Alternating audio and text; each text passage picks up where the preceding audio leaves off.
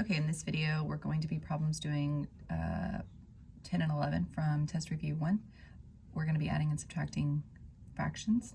Again, you're welcome to use your calculator on this, but it's a good skill to know. So when you add fractions, they need to have a common denominator. Clearly, these are not the same, so we need to figure out what the LCD is. Now, if you can look at these and see that 30 is the LCD, then great. If that's not something you can see, well, then you're going to need to go off to the side and do our prime factorization. 15's prime factorization, and 3 and 5. If you did the little tree, that's what you would get.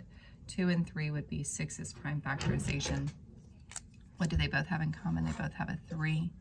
And then you list everything else that they don't have in common, which was the 5 and the 2. And then you multiply these three numbers together.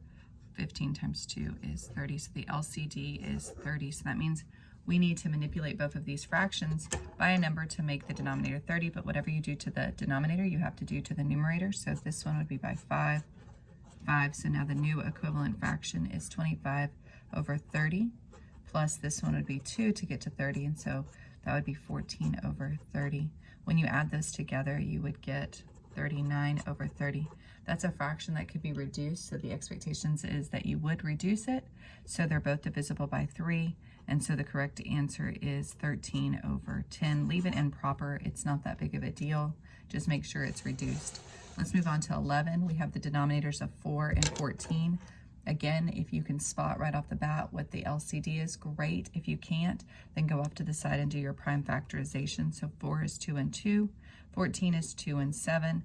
Again, we list whatever they have in common as their, 2, not 7. Then you list all the other ones that they have, which is the 2 and the 7. So times another 2 times the 7, multiply those together, and we get 28 is the LCD. So then come back to your problem. Now we need to manipulate the denominator so that it has a 28. So 4 times what would give us 28, and that would be 7. So whatever you do to the top, you do to the bottom. And so then we get 21 over 28. Now here you need to figure out what you need to multiply 14 by to get 28, which is 2. So now we have minus 10 over 28. 21 minus 10 gives us 11. Keep your denominator the same when you're adding fractions with the common denominator. And I get 11 over 28 as the answer.